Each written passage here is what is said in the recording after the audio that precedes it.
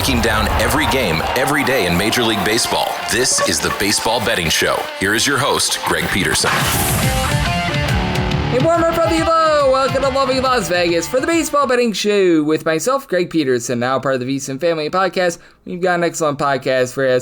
We're going to be joined in segment number 2 by one of our good friends, Danny Vietti, who does such amazing work over at CBS Sports. Along with that, the Wake and Rake podcast. We're going to be chatting with him about just this wild playoff picture that we've got right now. Teams that he's feeling a little bit bullish/bearish on as well. If there's a few teams that he thinks are ascending/declining, and whether or not the Mets might actually blow this in terms of final wildcard spot in the final segment. Going to get you guys picks and analysis on every game on the betting board for this Baseball Monday as we touch them all. If you do have a question, comment, segment idea, what have you for this podcast, you have one or two ways we'll fire those in. First one is my Twitter/X timeline at gunit_81. Keep in mind, letters CM, naming does not matter, so per usual, please do send these into the timeline. And the other way is find an Apple Podcast review. If you rate this podcast 5 stars, it is very much appreciated. From there, you're able to fire in whatever you'd like to hear on this podcast via that 5-star review. While I did not get in any Twitter/X questions, everything is powered by EdgeBoost. EdgeBoost is making sure that bettors are able to have access to their funds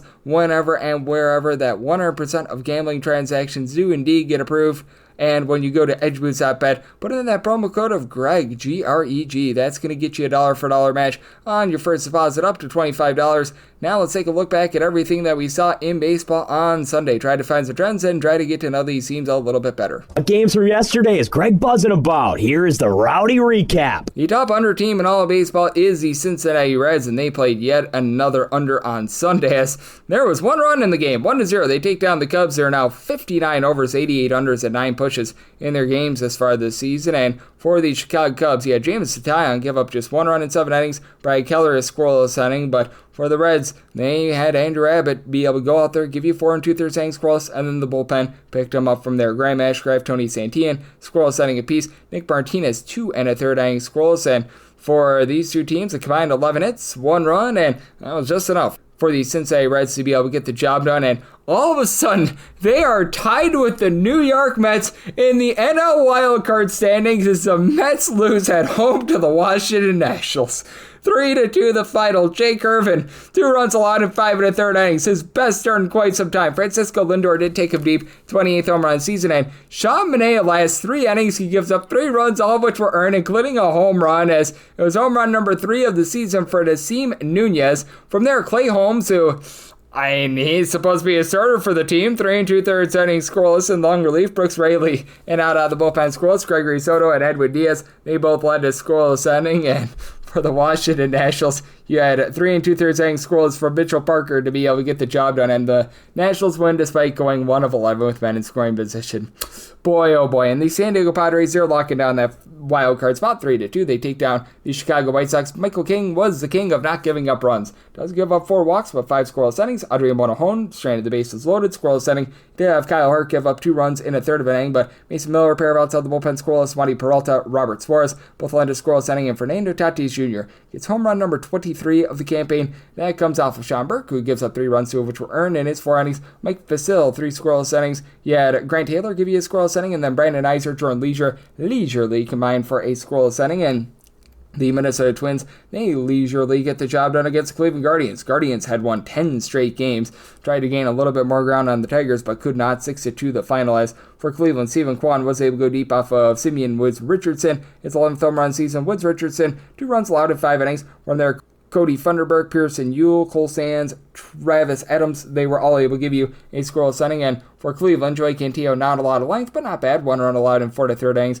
From there, Tim Aaron gives up 2 runs in 2/3 inning. Matthew Festa, he did not have a fiesta, giving up a home run in his 3rd of an inning, as he gave it up to Brooks Lee, his 16th home run season, and Royce Lewis off of Hunter Gaddis, his 17th home run season. Gaddis gives up that home run in his 3rd of an inning. You had Eric Sabrowski give you 4 outside the bullpen. He allows a run, and Zach Kent, he was able to come in, and he held it down for a scoreless inning. The Pittsburgh Pirates hold it down as well, and just a little bit of a moment here. Rest in peace to Dave Sharapan. I know that many of you guys know him very, very well. This is just very sad, gutting news for him. I know that he was a Pittsburgh Pirates fan, and I would like to think that they played extra inspired for him on Sunday. 11-0. They take down the Athletics, so hopefully Dave was able to look down and smile upon this.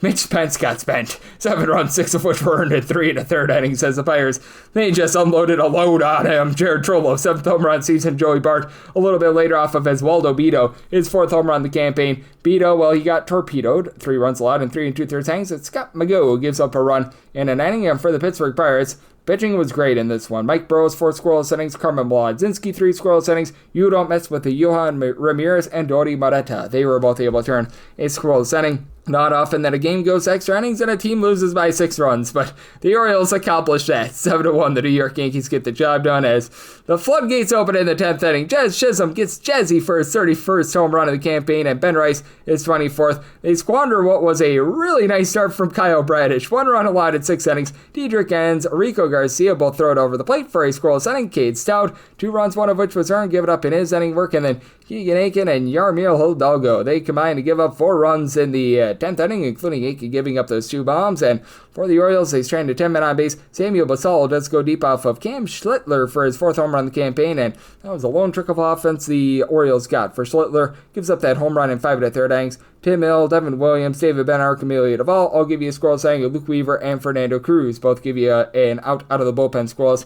The Detroit Tigers, man, objects are closer than they appear as they're 1 game up in the AL Central. Guardians very nearly tied it up, but for the Atlanta Braves, they get the job done by a count of 6-2 as Ha-Seong Kim goes deep off of Casey Mize for his 5th home run season. Mize gives up 3 runs in 5 2/3 innings. From there, Brant Herter, Tommy Canley both give you a pair of outs out of the bullpen scoreless. Tyler Holden, a scoreless inning, and Tanner Rainey, well, he got rainied all over. 3 runs allowed, and he did not get a single out of the bullpen. You had Paul Sewald give you a scoreless inning, and for the Tigers, they strand 13 men on base as Spencer Strider, he gives up 6 hits, 3 walks, and no runs in 5 innings. The Dodd-father, Dylan Dodd, gives up a pair of runs in the 9th inning in a 1/3 of an inning. You had Raciel Iglesias get a pair of outs out of the bullpen scoreless, and then Jose Suarez, Tyler Kinley, but they both turn a scoreless inning. So the Atlanta Braves find a way to persevere, and they're able to get the job done. The Colorado Rockies also get the job done. 3-1 the final. Actually, a much better start here from Caden Donna. He gives up 2 runs in 6 innings. He'll take that at course. He does give up a home run to Mr. Blaine Krim, his 4th home run of the campaign, but Kyle Freeland was unhittable in this one. 7 strikeouts, 1 run allowed in 6 innings. Jimmy Erged, Juan Mejia, Victor Vodnik all end a scoreless inning, and for the LA Angels, Connor Brogdon a scoreless inning, and Sam Bachman gives up a run in an inning as the Angels struck out 12 times at Coors Field. Not great, to say the least.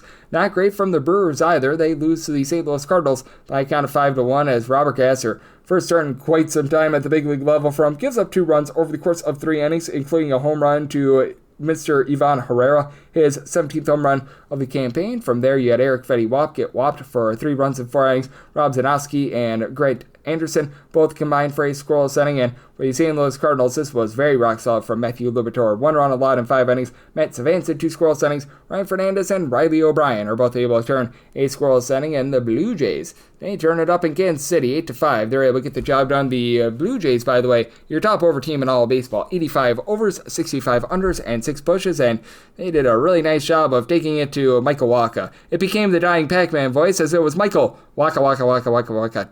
He gives up 6 runs over the course of 5 innings. I know that that's everyone's favorite. Stephen Cruz, Jonathan Bolin both give you a scoreless inning. I know Zerpa, John Schreiber, they combined for an inning, giving up 2 runs, and Lou Inder Avila, he was able to give you a scoreless inning as well. And hey, the Royals did go 5 of 11 with men in scoring position. As for Trey Yesevich, this was not the start he was looking for. 4 runs allowed in 4 innings, but bullpen had his back. So Anthony Dominguez, 4 outs out of the bullpen squirrels. Eric Lauer, Jeff Hoffman both give you a scoreless inning. Brandon Little, he gives up 1 run in 1 2/3 innings, but more than enough to be able to get the job done there. And the Miami Marlins look to be putting to a halt the Texas Rangers season. 4-2, the Miami Marlins get the job done. Yuri Perez, 4 scoreless innings, 9 punch-outs. From there, Lake Bakar does give up 2 runs in his 2 innings of work, including a home run to Wyatt Langford, 22nd home run season, but Michael Peterson, great name, George Soriano, Ronnie Enriquez, all lend a scoreless inning. And for the Texas Rangers. Not what they were hoping for out of Merrill. He gives up 3 runs in 4 1/3 innings. Jacob Latz from there, pair of outs out the bullpen Squirrels. Cole Winn, he gives up a run in 1 1/3 innings. You had Sean Armstrong, Phil Matone give you a pair of outs out the bullpen Squirrels, and Robert Garcia, 1 1/3 innings scoreless, but damage by then, it had been done. The Seattle Mariners on Sunday Night Baseball went out and completely dump trucked the Astros, this by a count of 7-3, and Mariners, by the way, one of your best over teams in all of baseball. They are second in the league with 85 overs, 66 unders, and 5 pushes as big dumper Cal Raleigh, home run number 58 of the campaign, and J.P. Crawford is 12th of the campaign. Those both come off of Jason Alexander, who looked a little bit more like Costanza in this one. He got 4 outs, he gave up 7 runs, all of which were earned. From there, the bullpen was actually good. A.J. Bluebaugh, 3 scoreless innings. Anya de los Santos, 5 outs out of the bullpen scoreless. Craig Kimbrell, Nick Hernandez, Brian King, all in a scoreless inning, but by then it had been a little bit too late, as for the Astros pair of bombs, Isaac Paredes, 20th home run of the season. Then you had home run number 3 of the campaign for Mr. Zachary Cole, as for Cole, he goes deep off of Logan Gilbert, who still gave a really good start, gives up that home run in 6 innings of work. Caleb Ferguson, and out of the bullpen, he allows a run. Carlos Vargas, he gives up that home run 1 2/3 innings, he allows that home run. Matt Brash was able to give you a scoreless inning, though, and then in the latest game of the night, this was not Sunday Night Baseball, the Rays, they find a way to persevere over the Boston Red Sox. It's by kind of 7-3. Connolly early, well, he was leaving this game early. 3 runs, 2 of which were earned, give it up in 4 innings. Zach Kelly gives up 2 runs in his inning work. Steven Matz, he allows a solo home run in his inning work to Brandon Lau, who gets loud for his 30th home run in the campaign. Greg Weishart, a scoreless inning, and Peyton Tolley, he gives a inning out of the bullpen. He allows a run, and for the Tampa Bay Rays, you had the bullpen do a really nice job of piecemealing this thing together as Joe Boyle. Oh, Boyle rules, 9 punch-outs, but only 4 1/3 innings, allows a run. From there, Brian Baker does give up 2 runs in his inning of work, but Garrett Clevenger, Edwin Uceta, Pete Fairbanks, all ended scoreless inning, and Cole Sulzer, a pair of outs out of the bullpen scoreless, and the San Francisco Giants shut down the LA Dodgers, this by kind of 3-1, and the Giants aren't quite out of it for the playoffs as well, and they get a really nice start here from Trevor McDonald, who gives up 1 run in 6 innings. Spencer Bivens, a scoreless inning. Ryan Walker, Joey Lucchesi, they combined to be able to give you the 8th and 9th inning scoreless, and for the LA Dodgers, Emmett Sheehan did his part. 10 punch-outs, allowed 1 hit in 7 scoreless innings, removed after 84 pitches, and Blake Tryon yaks this game away.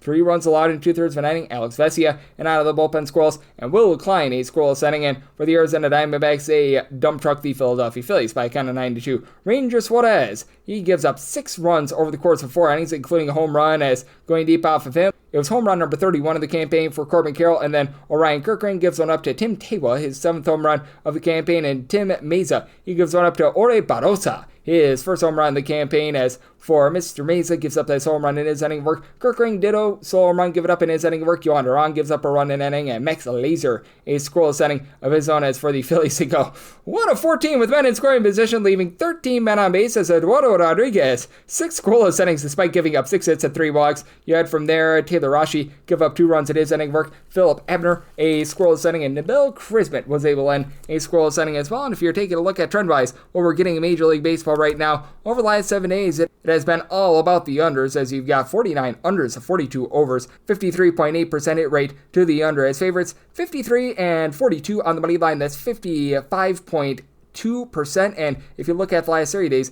in Major League Baseball, the favorites, they are not doing well. 219 and 183 on the money line. That's 54.5%. Meanwhile, the under rate, right around about 50.3%, 188 unders to 196 overs. And overall for the season, a little bit over 51% to the under, 51.2% at 1,143 unders, 1,091 overs. And money line favorites, they're in at 56.5%, 1,304 and 1,005. So that's what we're seeing in baseball right now, and that's what we're all getting trend-wise. Coming up next, how about if we do chat with our good friend Danny Vietti, who does such great work over at CBS Sports about this murky playoff landscape right here on the Baseball Betting Show. Myself, Doug Peterson, now part of the Beeson Family Podcast.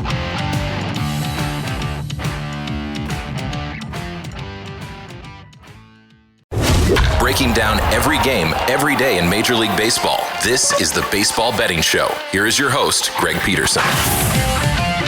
And we're back here in lovely Las Vegas for the Baseball Betting Show with myself, Greg Peterson, now part of the Beeson Family Podcast. Always great to be joined by this man as we've got Danny Vietti aboard. He does such an amazing work over at CBS Sports, taking a look at this great game that we all know and love of baseball. Additionally, I know that he's doing a tremendous job with his own podcast, the Wake and Rake podcast. He does that with Will Middlebrooks. Will, as we know, a World Series champion with the Boston Red Sox. in my eyes, a little bit more importantly, he was a great with the Milwaukee Brewers as well. You're able to follow him on the old Twitter/X at his first and last name, Danny Vietti. Last name spelled Vietti. And Danny, it's always a pleasure, my friend. Thank you. One more week to go, Greg. It's all come down to this 162 games, and you blink and it's October, basically. It's kind of crazy. Oh, it is certainly crazy. And just how crazy is it what we have seen thus far in the baseball season? Because I keep going back to this. I've been saying it for the last few months. I can't remember a more open year in baseball where if any team makes it into the playoffs, aside from maybe the Guardians, but they just keep winning games themselves, I think any of these teams can make a run to the World Series at this point. You really could make an argument for just about each and every team in the American League and National League, truly. There's really no runaway team that's just like, they're just not beatable. I think in years past, we've looked at teams like the Dodgers. And yeah, maybe they didn't hoist the trophy at the end of the day, but you look at them on paper and it's like, oh man, like I just don't know if Milwaukee has enough in them. I don't know if Arizona has enough in them. I'm talking about previous seasons, of course. Even Philadelphia a couple of years ago, they eventually got toppled by the Diamondbacks 2 years ago. But coming into the playoffs, most people were like, I don't see anybody beating this team. They're hot, they're healthy, and they're incredibly talented. They have zero holes. This year, a lot of really good. I don't see a whole lot of great, with the exception of the Los Angeles Dodgers. They are now, as they kind of planned going into the season, they limped into the 2025 season. They knew that half of their pitching staff was going to be injured to start the year. Well, now it's September, have a lot of their guys back, especially pitching-wise. Bullpen's still a bit shaky, but rotation-wise, with Snell throwing the ball well, Yamamoto throwing the ball well, Glasnow, although still not convinced he's 100%, he is healthy right now, seemingly, and Ohtani just threw 5 no-hit innings in his last outing, and not to mention they still have Emmett Sheehan and Clayton Kershaw part of the fold. This thing's wide open. I mentioned the Dodgers just because on paper, I still think they're the most talented team heading into the postseason. But you could just as well make a case that the Philadelphia Phillies have the offense to supplant the Dodgers. You can make the case that the Milwaukee Brewers do a better job of putting the ball in play, hitting with runners in scoring position and defensively than the Dodgers. And in the American League, likewise, there's really no runaway team, and that's going to make for one heck of a postseason. Yep, it certainly is going to, and it's going to be so much fun to take a look at this as Danny Vietti, who does such great work over at CBS Sports and the Wake and Rake podcast. He's joining me right here on the Baseball Betting Show, and I really do think that it's a lot of fun to be taking a look at all these teams that we've got right now, because I look at that American League, and that's where it's super duper wide open in my opinion. I think that the National League is open. If that is open, then it's wide open in the American League, and I want to get your thoughts on these teams, because the Tigers all of a sudden are in danger of not winning the AL Central, where it looked like it was a complete foregone conclusion. The entire American League East has just become a big giant mess right now. The AL West, right now we're doing this as the series between the Astros and the Seattle Mariners are going down. The Mariners don't have the experience, but the Astros look vulnerable right now. There's just a lot of, I know that you used this term last year, it was a mid-off in the NL Central last year. It feels like the entire American League is that this year. Death, taxes, and Cleveland somehow finding its way into the postseason. They're just a well-oiled machine. They've been a pitching factory for years, but it just seems like every single year we completely overlook Cleveland. They have Jose Ramirez, and then after that, it's a bunch of complimentary guys. And it's been no different this year. Props to Stephen Vogt and that front office for just continually putting together a roster that is competitive. And you look at them on paper, and they are nothing special. I just talked about the Dodgers and how much talent they have. Cleveland, it really is an island of misfit toys, with the exception of Ramirez. But you have your Stephen Kwans, your Bo Naylors, your Kyle Manzardos, but they can pitch the ball well. They put themselves in positions to win ball games. Now, again, they are far from the most talented team on the field right now. But this is what Cleveland does. They just find a way to win games, and they've been doing that for the past decade now. The rest of the American League, there's one statistic that I really hone in on come postseason time. During the regular season, you can get away with high strikeout percentages. You can win regular season games by putting the ball out of the ballpark while swinging and missing a little bit higher than you'd like. Seattle Mariners, for example, have one of the highest strikeout percentages in baseball, but right now they are projected to be a postseason team. Similarly, New York Yankees lead the league in homers. They have the highest strikeout percentage in baseball. Right now, they're on pace to be a postseason team. But you look at who ends up hoisting the trophy at the end of the year, and you look at the strikeout percentages. Go back to 2022. The Houston Astros, I'm looking at the stats right now, they were 23rd in baseball with a 21.3% strikeout percentage. And 2024, 1 year after that, 2023, Texas Rangers, similar, had a strikeout percentage around 20%.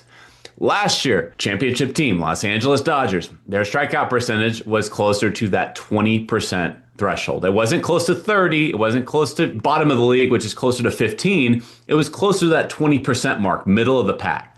Look at this year and what postseason teams and their strikeout percentages.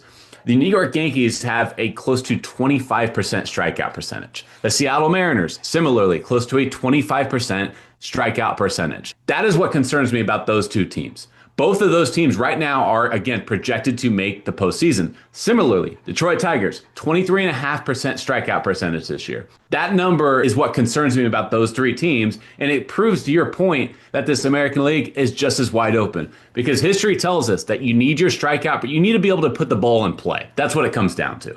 Come postseason time, you're facing elite pitching every single time that you step into the dish. And the reality is that it's more small ball, there's more bunting, there's more put the ball in play, move the runner over kind of situations. In the regular season, it's completely different. It's hit the ball out of the ballpark, try and find as many runs as you possibly can.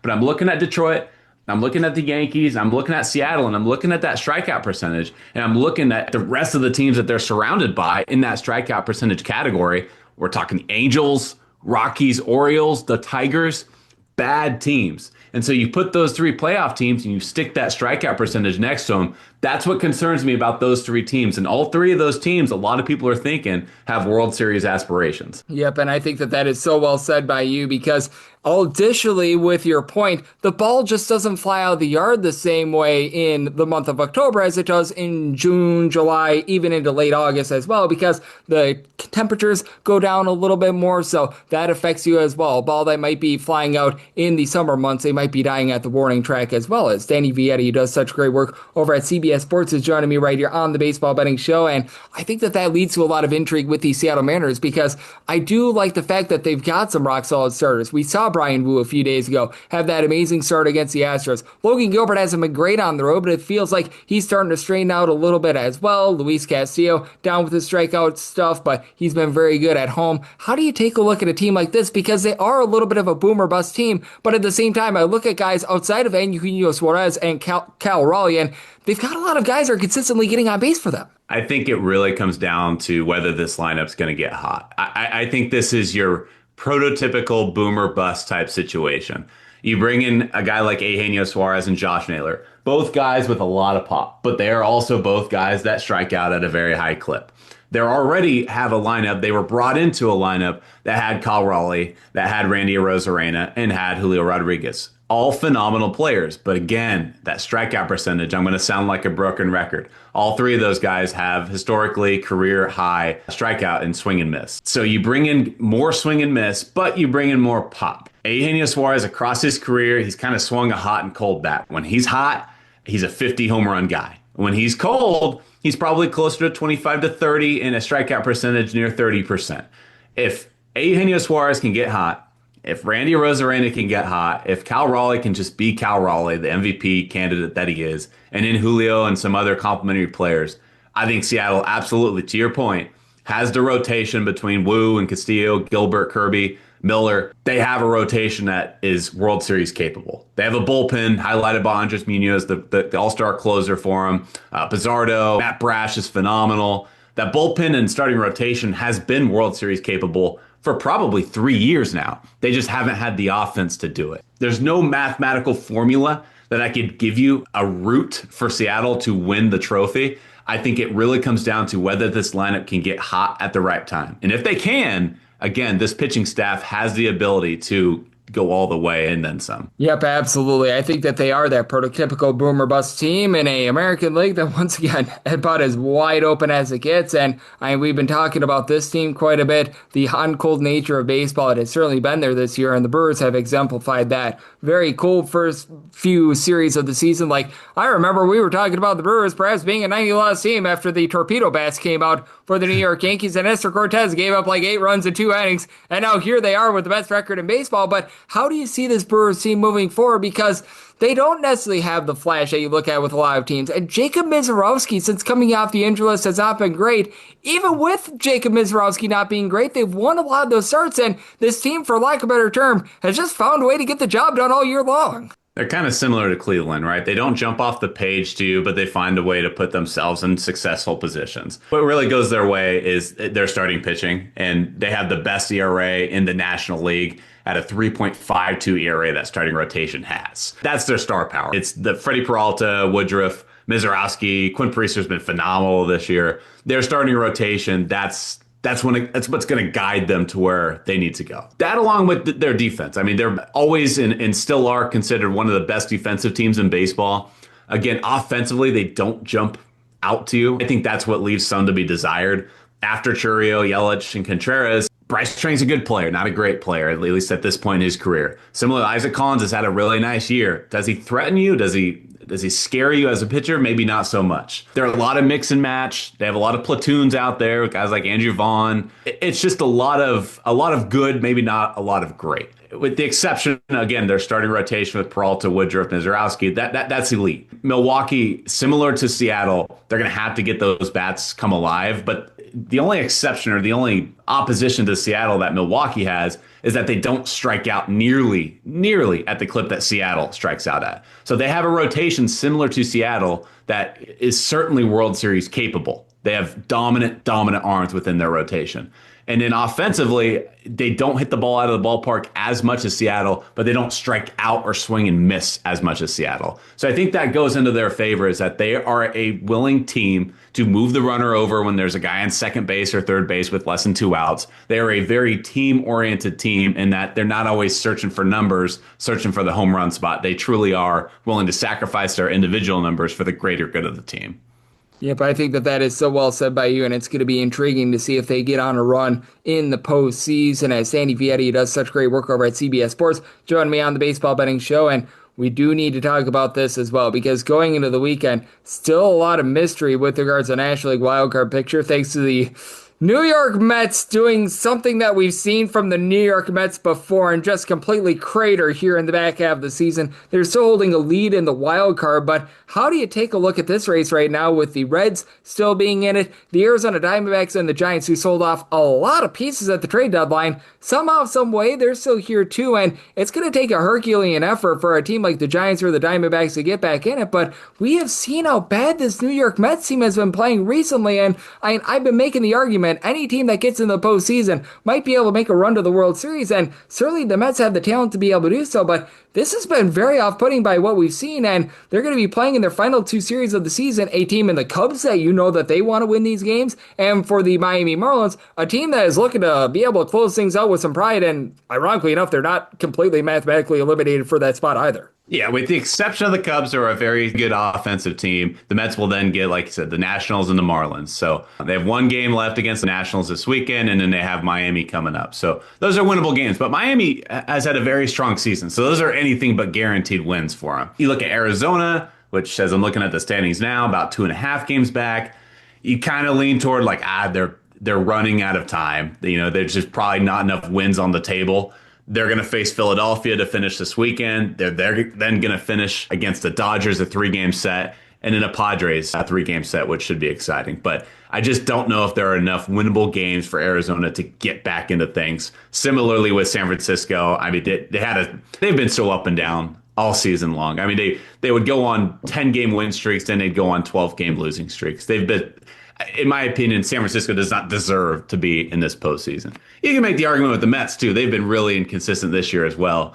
This is just kind of a result of this expanded postseason because, 3 years ago, 4 years ago, the Mets would be on the outside looking in. With this expanded postseason, it's a little bit different. It's going to be by default at this point. I skipped over the Cincinnati Reds.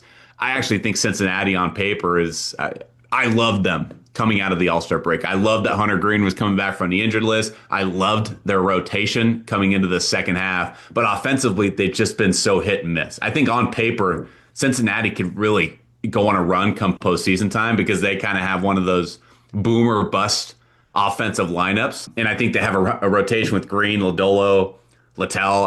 They have a really star-studded starting rotation. But I think at this juncture, just with so little games, I think the Mets will have enough to pull through and hang on and, again, kind of take that final wild card spot by default. Absolutely, and we are doing this as we don't know the result from Sunday, but man, they couldn't pull it off against the Washington Nationals at home on Saturday, and I do have to bring this up with the New York Mets as well, and I think that this could be such a big component to the postseason this year, and it's why I'm just so out on the Mets. This Mets team has been historically bad on the road for a team that might make the postseason. They are 31-44 on the road thus far this season. The only two teams with fewer road wins in the National League are the Colorado Rockies and the Pittsburgh Pirates. The Nationals have more road wins than the New York Mets this year, and I think that that's something really to dive in on as well, because I look at the way that some of these teams have been playing on the road, especially in the American League, and that just has me out on them, where I feel like in a lot of these series, you're going to need to seal at least one game on the road if you want to make the World Series. Not just bad on the road, but they've actually been not so great against winning teams either. Against teams above 500, the Mets are 37-40. You compare that to the rest of the league. The top teams in baseball, Brewers, they're 45-33 against teams above 500. The Phillies 45-32. The Dodgers 41-38. So with the Mets 3 games under 500 against teams above 500, that's not looking great for them right now. So I think with the Mets, it's been a lot of just kind of running out of gas with their starting rotation. They came into last season with a very similar strategy. They kind of put this makeshift starting rotation together with an injured Kodai Senga last year, and they ended up getting hot at the right time and coasting kind of to the NLCS. Props to them. But I think this year they did in a very similar fashion. They put together this rotation that just wasn't withstanding for 162 games. And now we're sitting here in September, and you're relying on David Peterson to keep you in ball games. You're relying on rookies like Jonah Tong and Brandon Sproat to guide you to this postseason. That's just, to me, not a winning formula. And I think front office wise, they've done whatever they can to spend all the money that they possibly could offensively. I think arguably, this front office hasn't done enough to provide a starting rotation that is consistent for 162 games. And I think that going into this offseason, not knowing what's going to happen come postseason time, I think that's where the front office needs to look towards to spend more money and provide more resources, is that starting rotation. Yep, absolutely, and it's going to be so interesting to see what we see over the next few weeks, as we've got ourselves a lot of fun here in the back half of September into October, and I know you, Danny, are doing such an incredible job taking a look at this great game that we all know and love of baseball, so let the good people at home know what's all on tap for you and how people are able to follow along on social media and other platforms. Yeah, the best postseason coverage in the league at CBS Sports across your favorite social handles, and in my personal profile at Danny Vietti. A lot of content coming down the pipeline, so stay tuned. Absolutely. Danny is doing such an incredible job taking a look at this great game that we all know and love of baseball, and every single time he joins me, he lends such great insights. So big thanks to Danny for joining me on the Baseball Betting Show, now part of the Vietti Family Podcast. Coming up next, it is that time of the podcast. I give you picks and analysis on every game on the betting board for this Baseball Monday as we touch them all.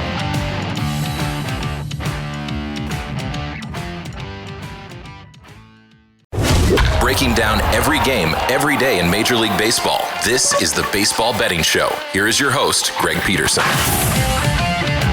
And we're back here in lovely Las Vegas for the Baseball Betting Show with myself, Greg Peterson, now part of the Vietti Family Podcast. Always great to be joined by Danny Vietti. He does such great work over at CBS Sports, taking a look at this great game that we all know and love of baseball. Every single time he joins me, he lends such great insights, and did so once again today. So big thanks to Danny for joining me in the last segment. Now it is that time of the podcast. I give you picks and analysis on every game on the betting board for this Baseball Monday. Well, all 3 of them, as we touch them all. If a game is listed on the betting board, Greg has a side and a total on it, so it is time to touch them all. Do note that, as per usual, any changes that are made to these plays will be listed up on my Twitter/X feed at @Gunit_D1. 951. Well, we've got 3 National League games, and we're going to be going in time order. That keeps things very nice, clean, and easy, so let's get right into it. 951, 952 on the card. The Nationals are on the road against the Atlanta Braves. Chris Sale looks to not sell for the Braves, and Mackenzie Gore goes for Washington. Washington a plus 205 to a plus 210 underdog. Minus 250 to minus 255, that number on Atlanta. 7 to 7.5 is the total on the 7. Over and under are both at minus 110. On the 7.5, the under is minus 125. The over is plus 105. I'm going to take a shot here on the over. I set my total at a 7.6. Mackenzie Gore has a 4 ERA for the season, but 364 fielding dependent in his 2 starts since coming off the injured list here in the month of September. 2 runs allowed over the course of 10 1/3 innings. Does face off against an Atlanta Braves team that has been above average since the All-Star break in terms of run production. Not like they have been overly beastly or anything like that, but still, this is a team that they're putting up a little bit over 5 runs per contest ever since the All-Star break. You've got Matt Olson, who's been able to give you 28 home runs, fresh off of a nice sweep over the Detroit Tigers, who, man, I want to talk about a team that's flailing right now that has been not great to say the least, but Jurickson Profar, since coming off of suspension, 350 on base, a home run every about 19 or so at bats. They're getting a little bit more production out of the shortstop spot with Ha-Seong Kim getting a little bit hot. Now, Michael Harris continues to give you a 262 on base. That's just not great to say the least, but top to bottom, you've got a lot of guys moving the line. Ron Acuna Jr. above a 4 on base, and both of these bullpens have been very suspect this season. For the Braves, about 18th or 19th in the league in terms of bullpen ERA. They're rocking an ERA that is hovering in that neighborhood of about a 4.24, and you do have quite a few guys that are posting up an ERA above a 3.50, like Dylan Dodd, the Dodd father, Tyler Kinley. Actually, Horacio Iglesias down to a 3.36, but they did have to utilize a lot of these pieces. Yesterday, you've been able to get some relatively good production out of Pierce Johnson, who's been able to give about a 2.53 ERA, so he's been pretty rock solid. But for the Washington Nationals, they're averaging about 4.6 runs per game away from them. They're fresh off of a few wins over the Washington Nationals. James Wood has been able to give you good wood. He's been able to supply about a 350 or so on base. His home run number is up to 27 this year, though a lot of those came before the All-Star break. You do need the young guys to step it up. You need more of the likes of Dylan Cruz, Andres Shapiro, Bradley House, guys like this that are providing less than a 280 on base. Robert Hassel, but Alan Lyle has been able to give you 340 on base. He's been rock solid. Josh Bell, since the beginning of the month of July, he's been able to hit well above a 250. He's up to 20 plus home runs this season. Now, again, for the Washington Nationals, man, this is not a good bullpen. Mason Thompson, Shinkuski Ogasawara, Jose Ferrer, Jackson Rutledge. You just go down the list of guys posting up above a 4.25 ERA. It's not great. And for Chris Sale, since he's come off the injury list, 5 runs allowed over the course of his 4 starts, 11.7 strikeouts, 0.7 home runs allowed per 9 innings. But I do think that the Nationals can get to him a little bit here. You have a guy in CJ Abrams who has 18 home runs and 15 of them have come on the road. Do think that this summer has just gone a scotch too far with these bad bullpens. Semi-total 7.6. I like the over, and I'm going to take a Nationals money line here. Set mine at a plus 193, so and north of plus $2, I'm going to take a shot there. 953, 954 on the betting board. The Milwaukee Brewers are on the road against the San Diego Padres. Nick Pivetta is on the bump for the Pods, and Freddie Peralta goes for the Brewers. Brewers are an underdog of right now a plus 110. You're going to be finding minus 130 on the Padres with a total of 7. The over is minus 115. The under is minus 105. You look at a lay run half right now with the Pods. Find that at a plus 168. When it's all said and done, if I can get a plus 116 or better with Brewers, I'm going to be willing to take a shot on them on the money line. I think when we get these dime lines out here in Vegas, I should be able to probably get like a plus 116. We will see there, but instead, whether you got a 7, even if this goes up to a 7.5, I am going to be in on the over. Freddie Peralta is having an amazing season, but he's still due in for some regression. For Freddie Peralta, a 2.65 ERA, he has given up 0-1 runs in 6 out of his last 7 starts, but 3.61 fielding dependent with that 2.65 ERA. He's still been giving up the 3.5 walks per 9 innings, albeit the 10.3 strikeouts per 9 innings have been relatively impressive, but for Freddie Peralta, he also hasn't been quite the same pitcher when he has been on the road rather than at home. 171 home ERA, 371 ERA on the road. At home, he's given up 0.6 home runs per 9 innings, about 1.45 home runs per 9 innings when he is away from home. And for Nick Pivetta, he has been at his best when he has been in San Diego this year. He's had a very rock-solid season, 281 ERA, but again, a 349 fielding dependent, 9.5 strikeouts, but he is giving up a little bit over 1 home run per 9 innings. Now, for Nick Pivetta, it's always been a little bit more of a fly ball pitcher, which is why being in San Diego right now, so big from 222 home ERA, at home about 0.85 home runs allowed per 9 innings. On the road, that goes up to nearly 1.5 home runs per 9 innings, but with the Milwaukee Brewers, number 1 team in all of baseball in terms of run creation away from home, they're generating over 5.4 runs per game away from from them. It's just absolutely wild, and they're doing so with only one player who's been able to give you above 20 home runs this year. That'd be Christian Yelich, but you've got now back in the fold Jackson Trios up to approximately 20 home runs. He's been able to about a 275, but just so many guys move the line for this team as Isaac Collins, Caleb Durbin, Christian Yelich. Now they get Rhys Hoskins off the injury list, Andrew Maristerio, Bryce Terang, Sal Frelick, Jake Bowers, all with at least a 335 on base for the Brewers. This is a bullpen that is much more rock solid. Granted, they did only get 3 innings out of Robert Gasser, so they had to use up Eric Fetty Wap yesterday, but likes of Grant Anderson, Jared Koenig, Nick Mears, you've got Trevor McGill on the injury list, but Abner Uribe, Aaron Ashby, so many guys, they're giving you a sub 335 ERA. They should be able to lock that down, but for the Padres, they do own the number 1 bullpen in terms of ERA as well. David Morgan, Adrian Morejon, Jason Adam, Mason Miller, these guys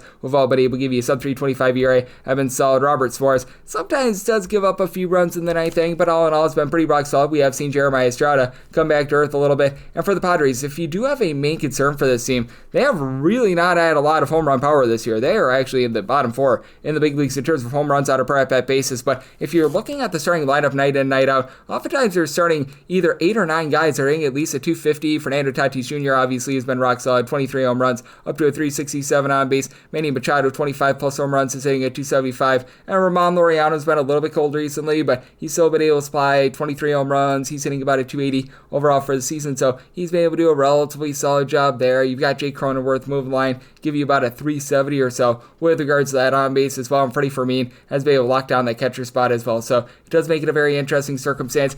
Right now, when it's all said and done, I think we should be able to get a plus 117 on the Brewers. That would put me in on their money line, and I did so by total 7.6. I like the over, and wrap things up with 9.55, 9.56 on the card. The St. Louis Cardinals play host the San Francisco Giants. Justin Verlander is supposed to be on the bump for the Giants. Right now, it reads to be determined, but the expectation is Justin Verlander, and Michael McGreevy goes for the St. Louis Cardinals. Cardinals who find themselves as an underdog of anywhere between plus 120 to a plus 128.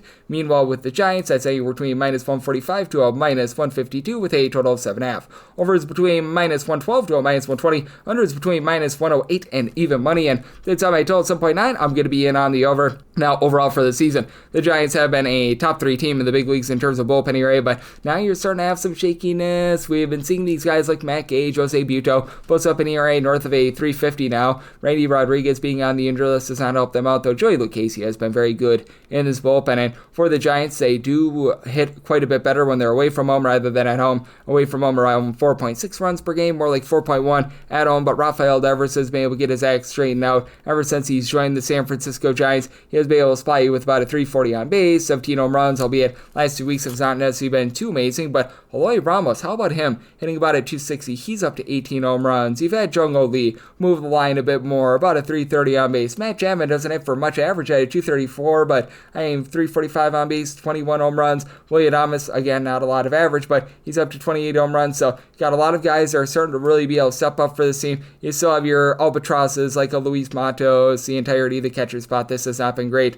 for the San Francisco Giants, but for the Cardinals, really ever since the All-Star break, this team has been at the bottom of the National League in terms of run creation. Now they're without Wilson Contreras, who was their main home run hitter. Alec Burleson has been rock solid. He's been able to about a 280. He's been able to do a nice job supplying for the team, 16 or so home runs. Lars Nootbaar is up to about a 325 on base, so he's done a nice job there. You've got Nolan Arenado back, but he has not been able to do a whole heck of a lot. And then a lot of these young guys like Nathan Church, Nolan Gorman, Victor Scott, Jordan Walker, hitting below a 225, just have not been able to cut it. Gorman is able to give you a little bit of home run pop. And for the Cardinals, this has been a top 8 team in terms of bullpen ERA. They got rid of Mr. Ryan Helsley at just the right time as Jojo Romero, Matt Savanson, Kyle Leahy, Lee O'Brien. These guys have been able to give you a sub 335 ERA. They've been pretty rock solid there, but I do think that the Giants are going to be able to get to him. And for Justin Verlander, even though the wins have not been there for him this far this season, he has been able to do a very solid job, in my opinion. He's posting up a 375 ERA. That field dependent. It's actually just a skoge lower with only giving up 0.8 home runs